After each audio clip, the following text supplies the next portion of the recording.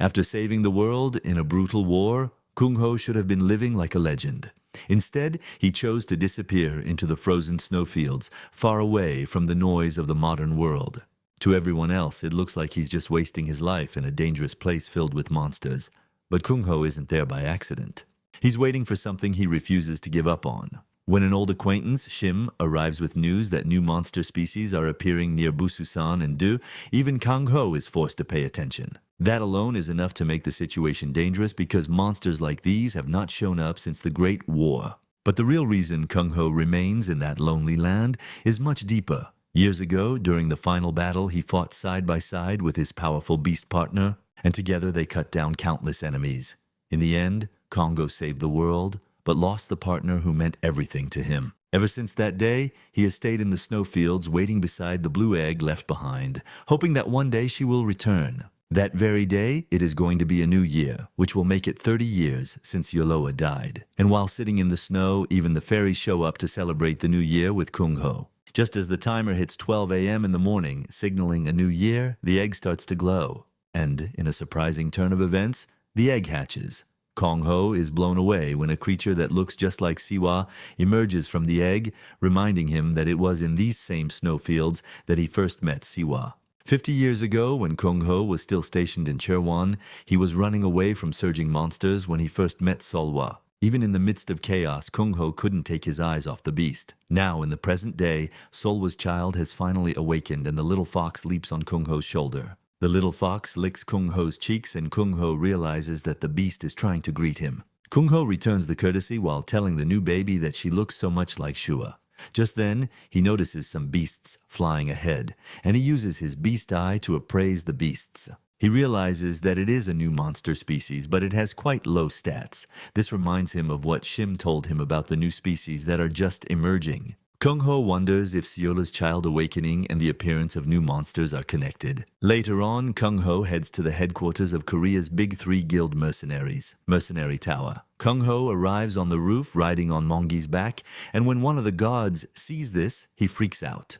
He calls on the team leader, telling him that there is a problem because a demonic beast just landed on the roof. He is screaming about backup when the team leader pats him on the shoulder, reminding him of Article 3, Paragraph 1 of the Emergency Response Manual. It turns out that the article states that if a young man riding a saber tiger appears, he is a friend of the chairman, and they are expected to treat him kindly. The team leader tells the dude to open the roof because he is an important personality. The guard finally realizes that the emergency manual was not a story made up to tease rookies. Before entering the building, Kungho urges Mongchi to behave himself while he is away, and he pats him on the head as a bribe.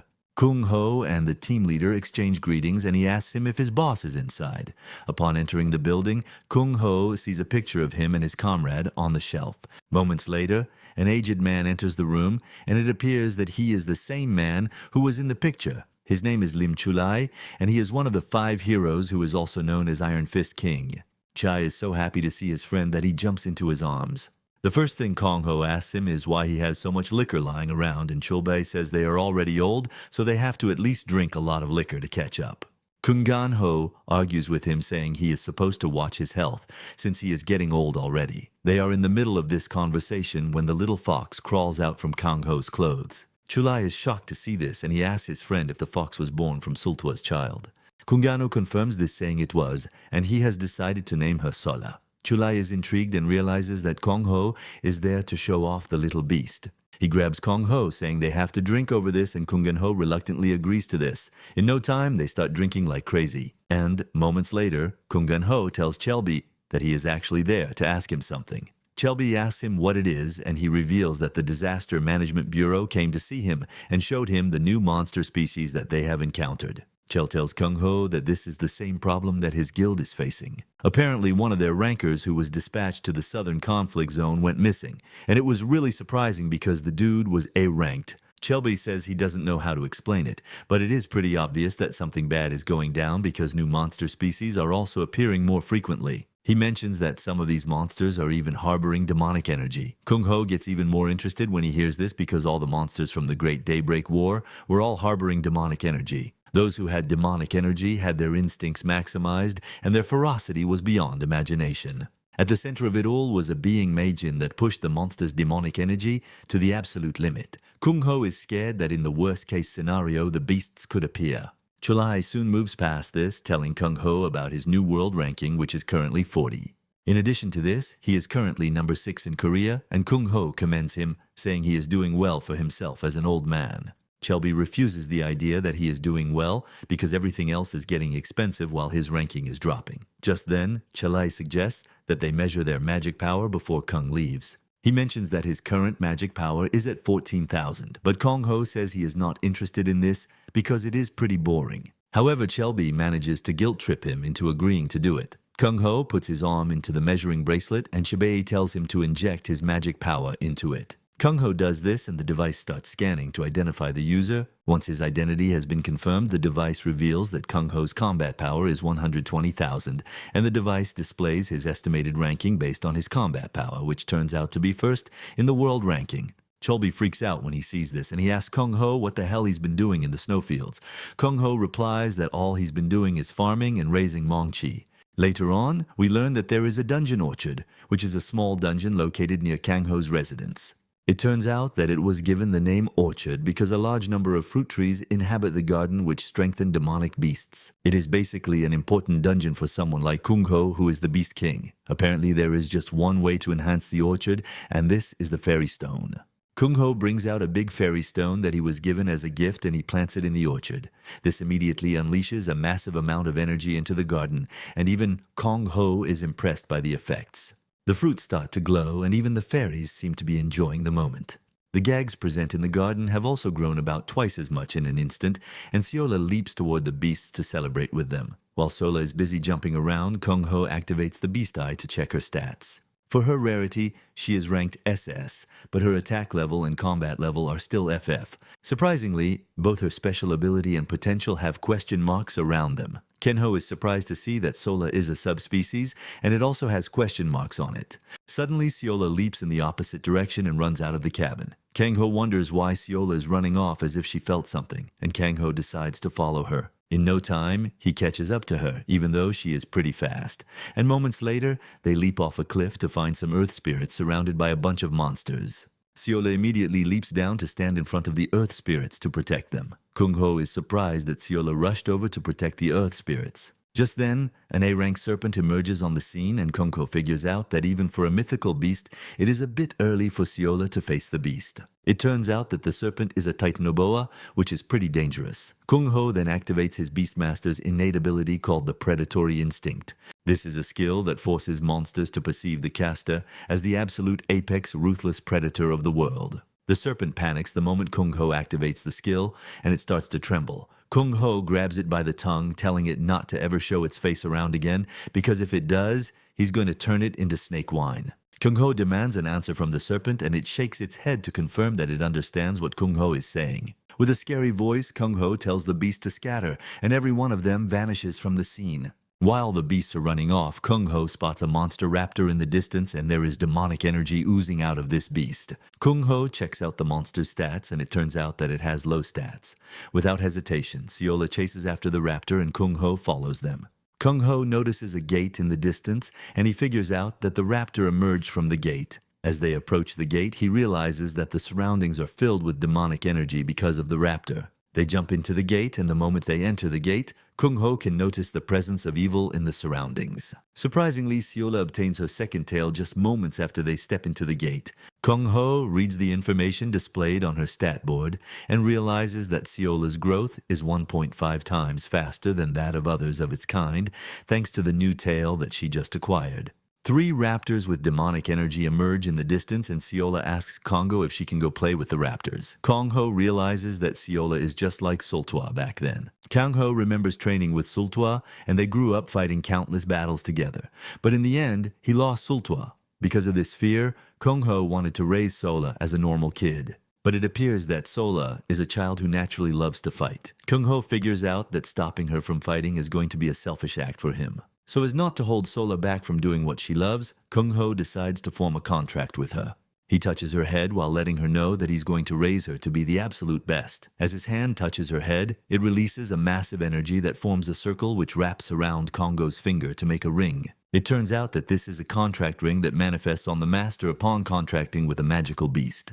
Kungho then tells Silla that he's going to share some of his mana with her since she is still very young. After transferring his mana into her, he tells her to go and fight to her heart's content, and Siola leaps off toward the raptors. With Sola approaching the raptors, Kungho activates the sensory transfer skill, which is an innate ability of a beastmaster. Basically, the contractor and the magical beast share all senses, including mana and physical capabilities. Kungho guides Siola through the combat, showing her when to move and how to dodge, down to when she is supposed to attack. Siola is able to take down one of the raptors with Kungho's guidance. With the raptor under her influence, Siola uses the Overwhelm skill to absorb the demonic energy residing in the raptor. Siola is able to rid the raptor of all the demonic energy, and she does the same for the other two. Kungho is impressed by how agile she is while taking down the raptors. After completely subduing the raptors, Siola's attack stat increases from F to E, and Kungho is surprised that she already got an upgrade from a single fight. Kungho then calls her over and she asks Kungho if she did great, to which Kungho says yes. He tells her that she did wonderfully well, and he suggests that they hurry home before the gate closes. Kungho calls on the raptors, telling them to wake up and get themselves out of the gate before it closes. Surprisingly, Siola starts playing with the raptors, and Kungho realizes that whoever has no demonic energy is a friend to Siola. However, there is no time for unnecessary play, and Kung yells at them to get a move on. Kungho, Siola, and the raptors run toward the gate, and they manage to jump out before it shuts off. Kungho is trying to catch his breath when he suddenly hears the earth spirits welcoming him with a joyful voice while calling him the Absolute One. Kungho is totally surprised that he is being regarded as this. The earth spirits also praise Siola, calling her the Silver White Fang. Kungho soon pushes all the praises aside, and he moves closer to the leader of the earth spirits, asking her if she used magic, which is why she is able to speak human language. Kung also sweeps this aside again, asking the earth spirit if she is referring to as the Silver White Fang. The earth spirit is surprised that the beast has a name, and she reveals that back in their homeland, they have always worshipped the White Fang as their guardian deities since ancient times. Among these deities are the Silver White Fangs that are considered even more special. The lady mentions that the Silver Whites are extremely strong and they are also kind. In fact, it was a Silver White Fang with 5 tails that saved their country from a monster known as the Corpse Dragon. The Earth Spirit lets Kungho know that the Silver Fangs are nothing but legends to them. Since Kungho is treating their beloved Silver Fang like a child, the Earth Spirits have no choice but to make Kungho their absolute one. In fact, they decide to compose a dance for him, and while they are busy dancing, Kungho figures out that the Earth Spirit that has been talking to him is the queen because she has some sort of crown on her head. Kungho then asks her if she is royalty, and the moment she hears this, her mood immediately changes because this tells them that they can't even hide anything from Kungho, the Absolute One. Kungho lets them know that he didn't obviously figure this out because he is the Absolute One. But he doesn't have time explaining that. The Queen of the Spirits then tells Kungho that their territory was recently turned into a dungeon and she passed out during the whole process. When she finally woke up, she found herself in this unfamiliar world. She lets Kungho know that it's been 3 days already, and before she starts saying what she doesn't want to, Kungho easily figures out that she and her people are hungry. The queen quickly confirms this, saying the Absolute One was able to catch on to this really quickly. Kungho then tells them that there is an earth spirit dungeon called Orchard close to his house. He lets them know that they are free to stay in the orchard if it is fine with them. Without hesitation, the earth spirits start to celebrate and worship Kungho. Before he gets weirded out, he tells them to stop bowing. Kungho wonders if this is how all fairy tale princesses behave because the queen loves bowing like she is a maid. Moments later, Michi shows up to pick them up like Uba. The earth spirits grab onto the beast and Kungho urges them to hold on tight as they cut through the cold plains. Later on, Kungho gets a message on a new group chat, and it turns out that it is a group created by Chulbe for the 5 war heroes. The whole group goes wild the moment Kungho joins. Suddenly, the sword god Junwoo and the bow god Ho Yong starts to fight over who is the strongest. In no time, the two set up a match to find out who is the strongest. Kungho is not surprised by this because this is just how these two have been behaving from the very beginning. The moment they see each other, they are always fighting like kids. And even though they are idiots, they are still Kungho's comrades who fought by his side during the Great War. Since it's been a long time, Kungho figures out that it is time to go see their faces again. In addition to this, he has made the decision to raise Siola to be the best, and he figures out that preparing the best training for her is the way forward. Soon afterward, the sword god and the bow god meet at the desired location for their fight, and the mountain is filled with people who want to see them fight. Even reporters are present on the scene to witness the ranking battle between the two. The sword god Junwoo is currently ranked number 20 in the world, while the bow god Ho-young is ranked 21st in the world. While they are preparing for the match, the flame witch Mina, one of the 5 heroes, shows up on the scene. Surprisingly, she still looks young for her age, just like Kungho, and the crowd goes wild the moment she shows up. Mina asks the 2 old fools just how long they plan to keep fighting, as if they are not tired already. Even with Mina's pleas, the 2 are hell-bent on fighting each other with the aim of teaching each other lessons. They are both confident that they are going to win, and Mina realizes that their old habits still remain with them. Mina then officially declares the match as a ranking match, and she puts herself as the guarantor. Just as the match is about to start, Mina notices a familiar figure appear on the scene, and this is none other than Kungho. He lands behind the crowd so as not to make an entrance, but Mina quickly catches on. Mina then tells the 2 fools that they might want to consider canceling the ranking match, but the 2 are not prepared to back down. Mina then asks them if they will still maintain their stubbornness even though Kungho is with them. The moment they hear this and spot Kungho in the back, they immediately back down. The 2 are happy to see Kungho, but they are curious about the beast sitting on his head. Kungho excitedly tells Seola that they are going to have dinner with his old fellas, which he is sure is going to be an exciting time for her. It turns out that after Jonu stepped down from his position as guild leader of the White Knight, he established a medium guild near Bukhansan Mountain to train his successors. Junwoo then takes Kungho to his medicinal warehouse where he shows him his stash of moon salts. This is a medicinal plant that amplifies herb monsters' mana when consumed, and it is really rare and expensive. Skolola is curious about the plant and she even tries to bite, but Kungho lets her know that it is not the right way to eat it. Impressed by how adorable Shola looks, Junu tells Kungho that he is free to take all of the moon so he can properly raise Shola. Meanwhile, Ho-young is waiting outside and he is already growing impatient. He screams at Kungho to just raid the entire warehouse, but Junwoo tells him that he is prepared to give Kungho all he needs. Kungho tells Junwoo that he is grateful for the gift, and Junwoo tells him to come visit often if he is really grateful. Just then, Ho-young tells Kungho that they have already prepared a bulk load of drinks that they are going to drink since they have not seen each other in 15 years. Junwoo is in support because he heard that Kungho had a drink fest with Chulai. Kungho decides to roast them, asking them why they are the only ones, including Chulbi, whose appearances have changed over the years. The 2 ignore this question and suggest that they start with their drinking fest. The following day, Kungho heads to Seoul Bank, and the moment he steps into the bank, he is humbly greeted by the clerk who tells him that he is going to escort him to the VVIP room. Kungho begs the dude to stop bowing like crazy while telling him that he is there to take out some mana stones. Seola is confused and she asks him what the stones are for. He tells Seola that it is basically money that they need if they want to go shopping. The clerk lets Kungho know that the stone storage room is just as it was, and he lets him know that he is free to use it as he pleases. Soon afterward, Kungho finishes his business, and as he walks toward the entrance, a gang member on his bike spots him from a distance. He notices that people in the bank are bowing to Kungho, who is dressed casually.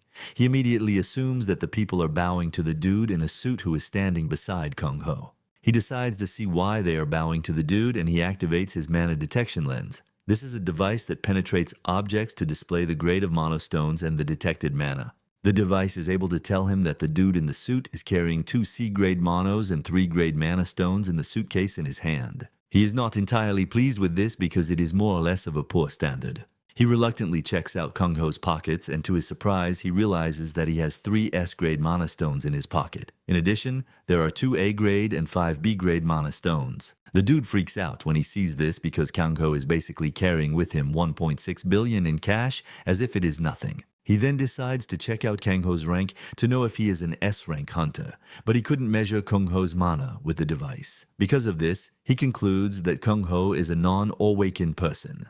As Kungho walks away from the bank, he believes that he has found the perfect target since he also doesn't have guards around him. He then contacts his boss to let him know that he has found a jackpot. He lets his boss know that he is going to continue tracking Kungho, and Kungho just continues doing his thing. Shortly afterward, he makes his way into a peculiar building where he finds a beast woman who is surprised that Kungho came to visit them after 15 years. It turns out that she knows about Mongchi, and she asks Kungho what he is planning to raise this time around. Kungho replies that he wants to raise a silver-white fang, and the beast woman immediately figures out that it is Seola's descendant. Kungho confirms this but lets her know that Seola is a bit different from Solua because she is a subspecies.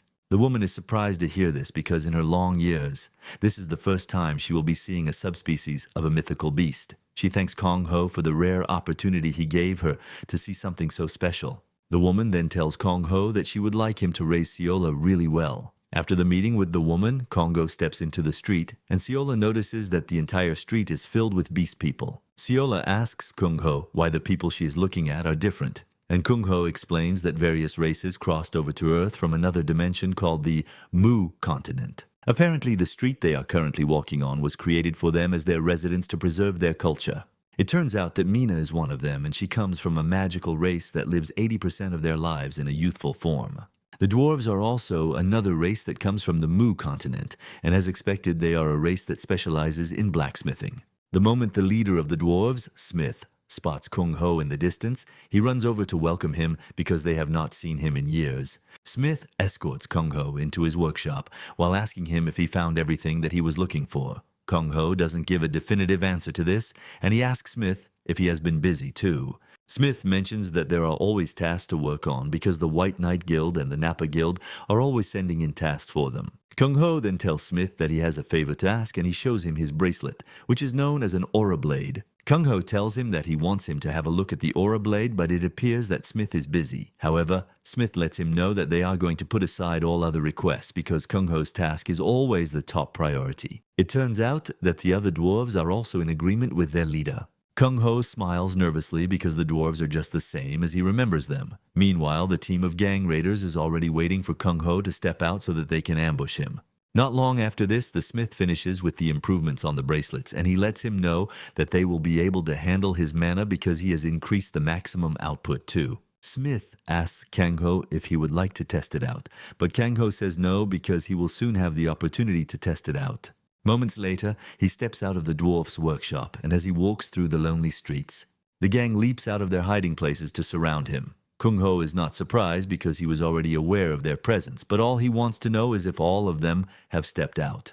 The leader of the gang is surprised that a non-awakened person like Kungho is bluffing. Kungho cannot believe that they called him a non-awakened person, and he asks them if they use the mana detection lens because the measurable mana limit is 100,000. The leader of the gang confirms this, and deep down he is already worried that Kungho is too relaxed for someone who is cornered. The dude knows that there are only about 3 awakened in the country with combat power of over 100,000, and he knows all 3, so he is confident that Kungho is not one.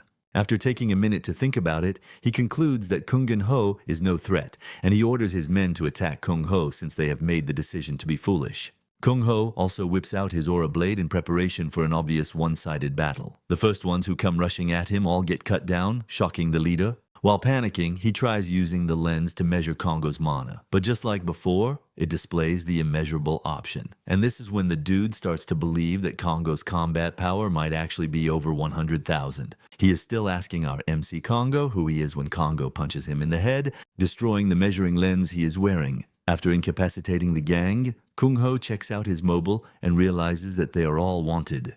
The leader of the gang is Mong, and he was a former executive of White Knight but later resorted to robbery, kidnapping, and even murder. Kungho is surprised at this, and he tells the dude that it is pretty obvious that he has been busy. Seeing how dangerous Kungho is, Mong thinks of escaping because he obviously cannot take on Kungho. He immediately activates his innate ability, the assassin skill. This powers him up, and he leaps into the air, fleeing from the scene. It turns out that Mong is confident that no one would get him, because he has never been caught by an enemy while using his ability. Suddenly, he hears Kungho's voice beside him talking to him about how he was once a former White Knight executive.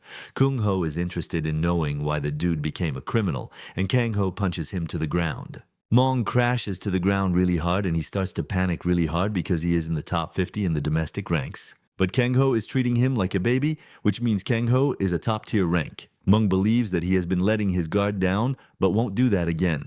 He whips out his dagger and gets into an attack position while asking Kungho where he is. Kungho appears behind him and slaps him hard again. His dagger falls out of his hand as he is thrown into the distance and Kungho shatters the blade. The dude lands in a dumpster like the trash that he is. And unfortunately for him, Kungho's attack strips off his clothes. While the dude is panicking in the dumpster where he is, Kungho is impressed with the weapon that Smith made for him because he has really increased the mana efficiency. Kungho then walks up to Mong, saying he can see that he is over 50 already, which means he is from the war generation too. Kungho asks him why he became a criminal even after surviving such a gruesome war. In Mong's defense, he starts saying he is not pleased with how peaceful the world has become because it is no fun. He says the world is boring without the spill of blood and piles of dead bodies, and he is already going crazy from it all. When Kungho hears this, he is not surprised because there are people like him whose humanity was broken by the long war. These people are already addicted to the slaughtering of enemies, and they end up becoming criminals when it is all over. They are maniacs created by the war, and they are just one of the ills that the current era tries to keep quiet about. Mong notices the silence and smiles while asking Kungho if he can relate to what he is saying, but Kungho still remains silent. Meanwhile, Junwoo is seen talking to one of his disciples, and the two are having a discussion about Kungho. The dude tells Junwoo that Kungho looks like someone who has a gentle temperament, even though he is a war hero. When Junwoo hears this, he quickly corrects the dude, telling him that Kungho might look gentle, but he has a nasty temper, especially towards criminals. Back in the alley, Kungho finally speaks out, telling Mong that since he is tired of peace, he will give him what he wants. With anger written all over his face, he punches the dude into the distance but follows up with a punch to the face to ruin his handsomeness. Moments later, Junwoo receives a video call from Kungho, surprising him. Junwoo excitedly picks up the call, and Kungho lets him know that he has Mong with him, asking Junwoo if he knows him. Junwoo immediately recognizes the dude, saying he is the one who's been dragging White Knight's name through the mud.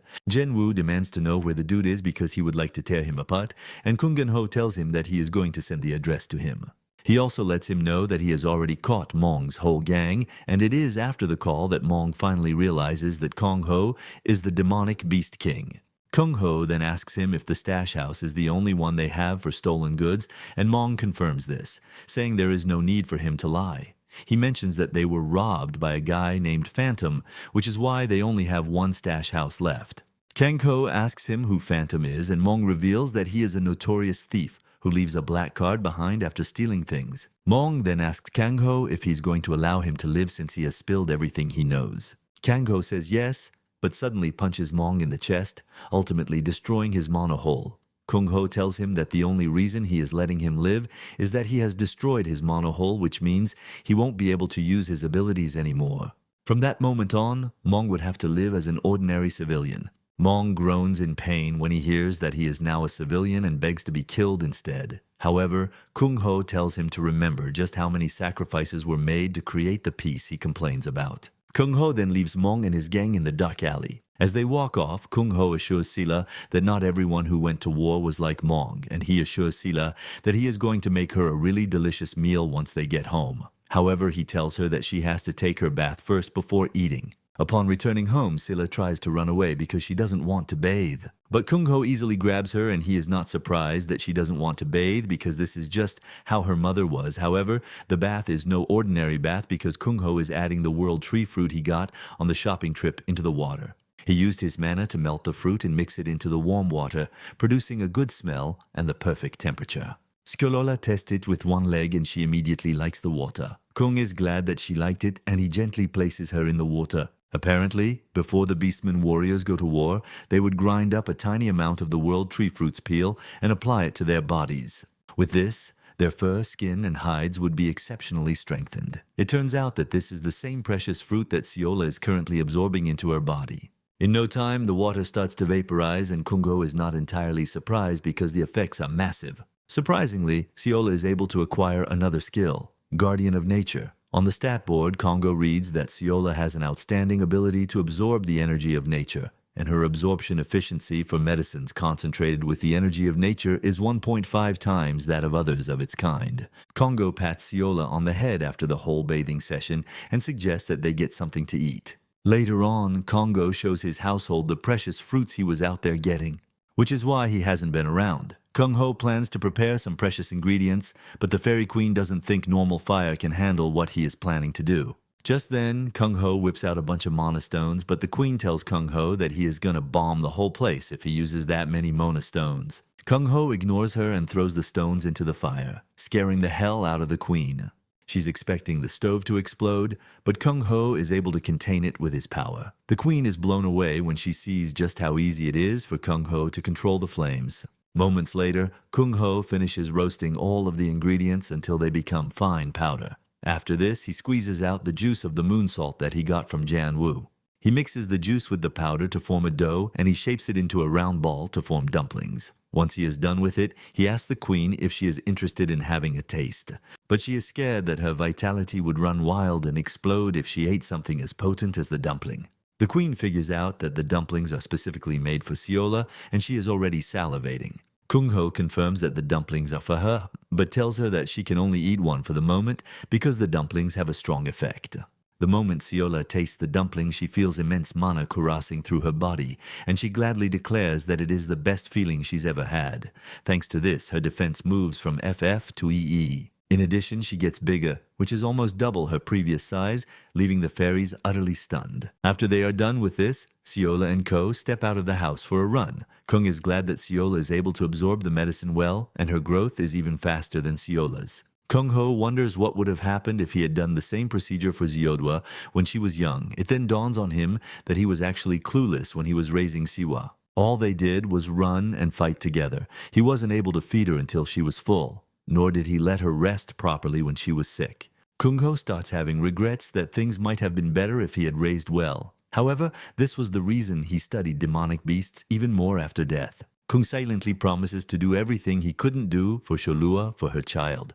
As they play in the snow, Siola jumps into Kungho's arms, and this is when Kungho realizes that she has gained even more weight. Kongho is so happy about this that he tells Siola that he is going to make her the best and let her live in absolute luxury. After they are done playing, Kung suggests that they go pick Munchie up. 16 years ago, an old man found Mangchi as a cub in the thick snow looking like a furball, and he immediately figured out that the cub had been abandoned by his people. The old man talks warmly to Mangshi, urging him to follow his kin because a barbed wire fence will soon be constructed around the area, which will make it impossible for him to later leave. Seeing how vulnerable Mungi is, the old man thinks of killing him to prevent him from suffering in the future. Just as he is about to whip out his dagger to take out Mungchi, he notices his cute eyes, and this immediately changes his mind. Instead of the dagger, he brings out a beef jerky for himself to eat, and Mangji happily consumes this while licking the man's nose as appreciation. After this, the old man leaves, but Mungchi remains in the same spot.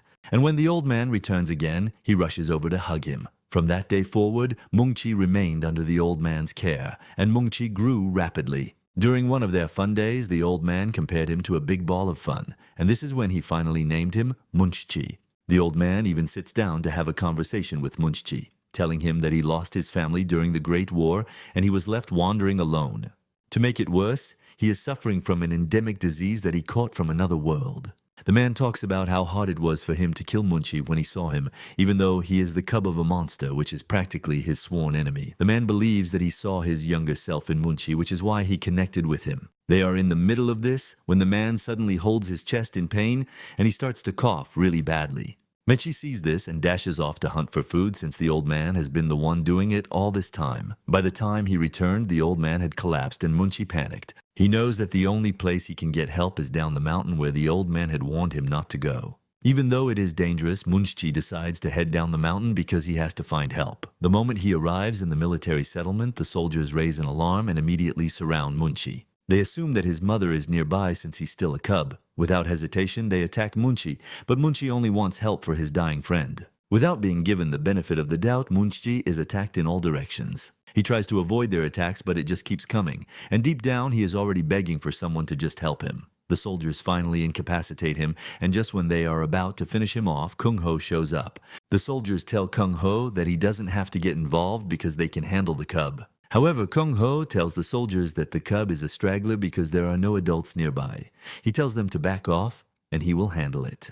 The moment Kungho lays his eyes on the cub, he realizes he needs help, and he feeds his body with mana to help him regain his strength. Mongji then leads Kungho to where the old man is lying. Kungho figures out that the old man is suffering from an endemic disease from the Mu continent, which is caused by an unbearable amount of mana that has taken root in his heart. Kungho places his hand on the man's chest and starts to pass his mana into him while telling the man that he is lucky he has a brave friend like Mongchi. Moments later, the old man wakes up and Munchi jumps into his arms. The two share a heartfelt moment together, showing just how much they care about each other. Now, in the present day, it turns out that Mongchi is visiting the old man's grave. Before his death, the old man had left Mungshi in Kangho's hands. Since the old man's death, Mungshi has always come to visit the old man at his grave. Kungho and Seola come over to check on him, and as Munchi cries, raindrops fall from the sky. Kungho believes that the old man's resting place will never be cold, with Mongchi always coming back to mourn him. Suddenly, a swarm of monster bees appears on the scene, and Kungho immediately figures out that they are one of the new species. Kungho uses the demonic beast eye to appraise the bees, and from their description it appears that they possess a blind obedience to their ruler. Apparently, they are also stronger when acting in a swarm. One of the bees flies closer to Sola, and she immediately grabs it by the mouth to suck out the demonic energy. In the process of doing this, the bee tries to sting Sola with its giant stinger, but it shatters on impact. Kungho is surprised by this, but realizes that Sola's skin has gotten tougher thanks to the world tree fruit bath. Kungho then analyzes the stinger and figures out that it contains paralyzing poison, which is why its rank was high compared to its size. Since this is the case, Kangho figures out that they have to take care of the bees. He then climbs on the tiger, telling it to follow the bees. As they ride through the cold plains, Kangho is relieved that there are no civilian settlements in the area. However, he is worried about the bees' appetite because they eat at a level where they devour grass, trees, and entire mountains. In fact, they don't shy away from consuming the corpses of monsters. The bees are highly omnivorous creatures that could attack civilian areas anytime they run out of food. Because of how dangerous they are, Kungho concludes that he has to exterminate them completely before they wreak havoc. Moments later, they find a dark red gate, and Kungho notices that the bees are flooding into the gate, which means their nest is located there. In addition to this, he figures out that since the gate is red, it is considered a raid class gate. Apparently, he and Moni had a hard time with the gate back then, but he believes that they are ready this time around. Without hesitation, they jump into the red gate, and in no time, a swarm of bees comes charging at them. Kungho releases his mana to keep them off. When talking about the raid class gate, it is a gate that contains an ecosystem that looks exactly like a piece of another world was thrown into it. Thanks to this, rare resources that are not present in normal gates can be discovered in the gate. However, the monsters found the red gate to be much more dangerous and stronger than normal ones. Just then, Kungho sees another swarm of bees in the distance, and these look 3 times bigger and have 3 times the demonic energy of the ones they saw before.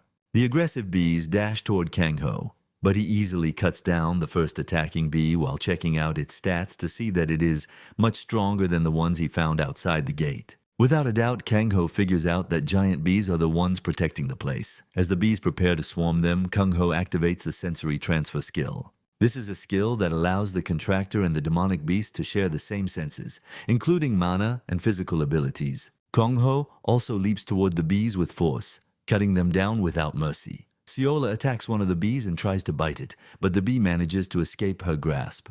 Kungho teases her, telling her that the bee is still too big for her mouth, which is why she couldn't hold it down. As the fight continues, Kungho realizes that there is no end to the bees, but he suddenly senses a powerful demonic energy in the distance. He decides to go over to the honeycomb to check it out.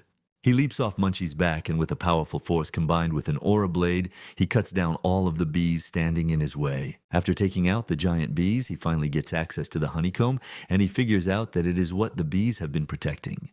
The honeycomb is radiating so much demonic energy that it is oozing out of it.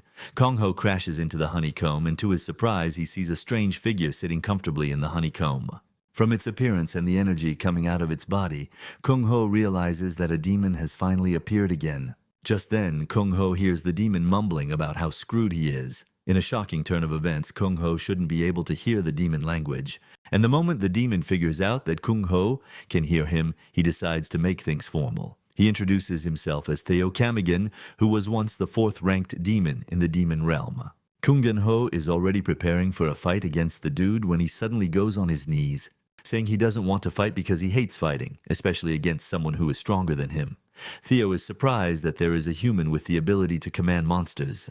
Kungho is ultimately shocked at what he's witnessing, and since Theo poses no threat to him, he deactivates his aura blade. Kungho figures out that Theo is different from the other demons he saw during the war because he has what it takes to communicate. He remembers that back then, the demons were like mindless machines, spewing out demonic energy. But Theo feels like a real human. Kungho then asks Theo what he is, and Theo, still on his knees, reveals that he is a demon. Kungho asks him why a demon like him is there, and Theo mentions that it is quite a shameful story and a long one at that. He mentions that after losing a ranking battle and running away, he got caught in a dungeonization. Kungho then asks him why he still brought the queen bee with him even though he was running for his life. Kungho asks him if the queen bee he is looking at in the distance is the queen of all the monsters. And seeing how serious Kungho is looking at the bee, the dude figures out that Kungho would not hesitate to kill it. Theo quickly reveals that he only sent the bees out for scouting and they are not dangerous at all. Theo proves how calm the bee is by petting it on the head, and it releases a massive demonic energy that puts it into a fossilized state. Kungho is shocked to see this, and Theo explains that if he fossilizes the queen bee just as he has done, it can live without eating pollen, which will prevent it from causing harm to anyone. Theo tells Kungho that the bee is a child he has raised since he was young, so he would definitely take up responsibility for it. Theo is in the middle of this explanation when Seola bites his leg, draining the overwhelming demonic energy he has inside him. Seola is enjoying herself so much that it freaks Theo out, since this is the first time he will see a beast that feeds on demonic energy. Kungho realizes that Theo is not actually dangerous, but the most dangerous thing of all is the demon realm that he talked about. Since Theo was ranked 4th in the demon realm, Kungho believes that the dude is the right person to interrogate for information. However, Kungho doesn't think he can ever forget Majin's strength and dashes toward Theo before he can even react. He hits him on the chest and tells him that he has to seal his honor just for insurance. Theo crashes to the ground, and when he finally regains his strength, he realizes that his demonic energy is gone. Kungho then tells the dude to gently follow him and not try anything funny because he is just going to kill him. Theo agrees while wondering if this is how humans are.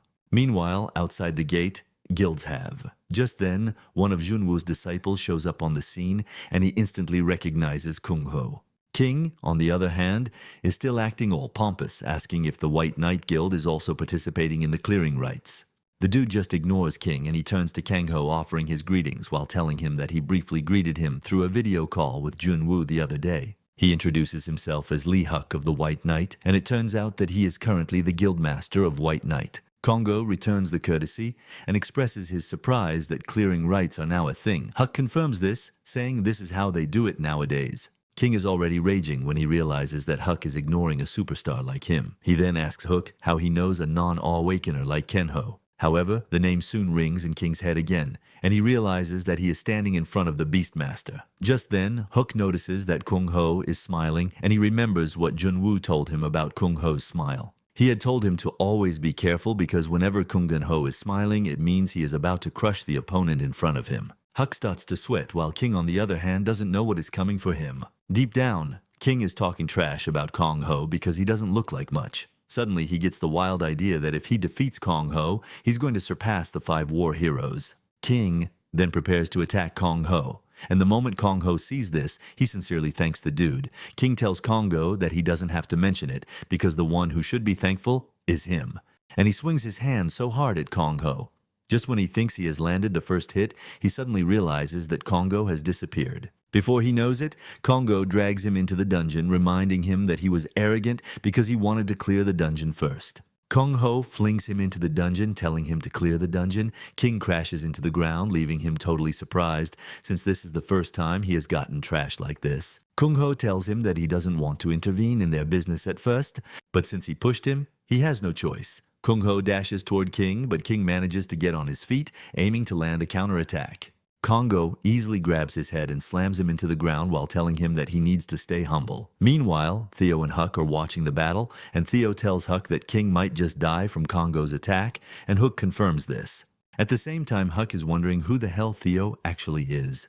Moments later, King finally regains consciousness, and Kungho lets him know that his movements are a bit good, but they are reckless. He then asks him who his master is, and King replies that he doesn't have one because he reached the S-class rank purely through his innate talent. Kangho then tells him that having talent is a good thing, but this doesn't make him superior, and he urges him to live humbly. He lets him know that even stronger people might appear in the future, and if he fails to learn now that he can, he will hit the limits of his talent pretty quickly. Kungho lets him know that it is going to be his death if he hits that limit in actual combat. King then asks Kungho if he was just an ignorant fool, and Kungho urges him to find a master first. While Kungho is still advising him, King whips out his phone to take a selfie for the gram. Kungho realizes that the dude is not going to easily take his advice until he beats it into him. King begs to take more selfies before he is beaten to a pulp. After their whole shenanigan, they finally cleared the dungeon. And after this, social media was left flooded with countless speculative articles and rumors about who Kungho is, since no one really knows it's him. Meanwhile, a detailed investigation was launched concerning the demon realm and demons.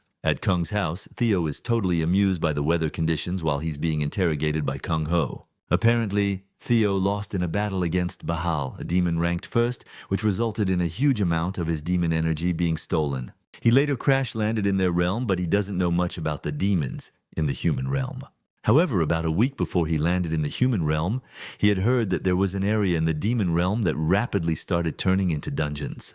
He mentions that he is surprised that there are dungeons connecting to a completely different dimension in the human realm. Kungho tries to connect the dots because it's been over 50 years since the Great War happened and a new monster species has just emerged, while he also learned that a new dimension called the Demon Realm is connected to Earth. Kungho then asks Theo about his power level when he was in the Demon Realm because he can't accurately gauge his level as it is. Basically, he was 4th in rank among the 72 monarchs of the Demon Realm before his power was stolen, which means he was quite powerful. Theo tells Kungho that he is not the type who enjoys fighting. But since Kungho is curious about his abilities, he suggests that he release his mana first.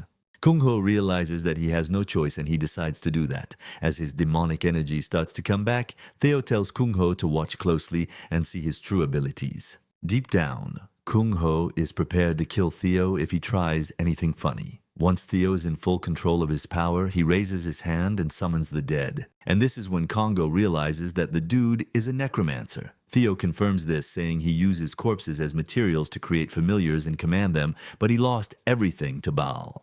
Kungho is completely amused by this because this is an ability that exists only in fiction, and there are no awakeners on Earth that have ever awakened with this kind of ability.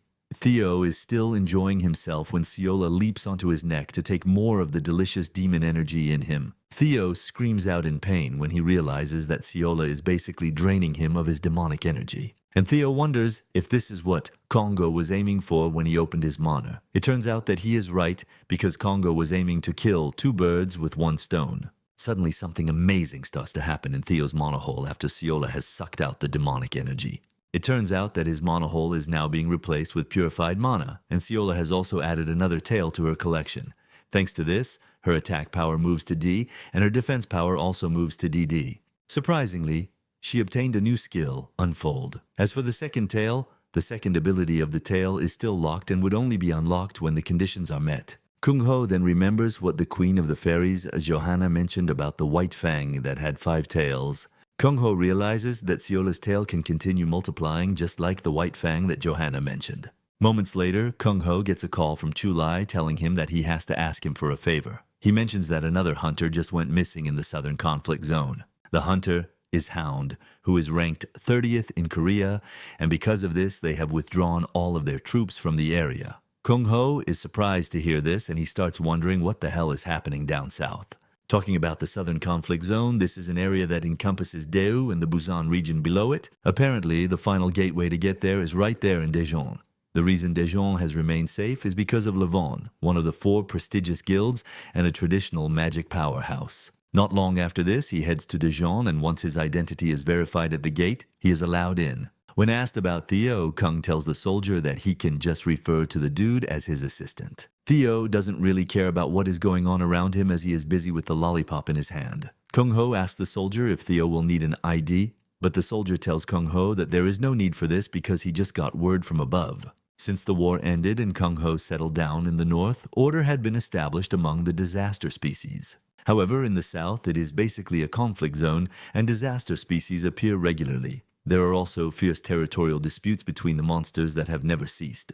This brings up the major question of why not just wipe out the monsters. As they prepare to dive further into the zone, Kungho climbs on top of Mangi and tells Theo to do the same. Dude is about to do this when a monster's head comes flying toward him, which is a sign of the ongoing conflict in the zone. As they continue moving inward, Theo tells Kangho that the area reminds him of his home. He tells Kangho that the grass they are looking at is called heat grass, which radiates heat in all directions. Basically, places filled with heat grass create a tropical forest. In no time, Munchi and Siola start to sweat, and Kung understands their plight because it is their first time in a tropical climate. Moments later, Kungho comes to a halt and suggests that they walk from that point forward. Suddenly they hear a loud scream in the distance, and this appears to be human-like. They are wondering what it is when the disturbance starts to get closer to them, and moments later they see a bunch of monsters running in the opposite direction. Just then they look in the direction of where the monsters are coming and see a dude smashing the monsters like butter. Ko is surprised to see this since Chilby told him that he had already withdrawn the troops stationed in the area. With a closer look, Kangho realizes that the dude looks familiar. The dude has blonde hair and ties a band with training written on it on his head. In a surprising turn of events, the dude happens to be none other than King, who has obviously taken his training seriously.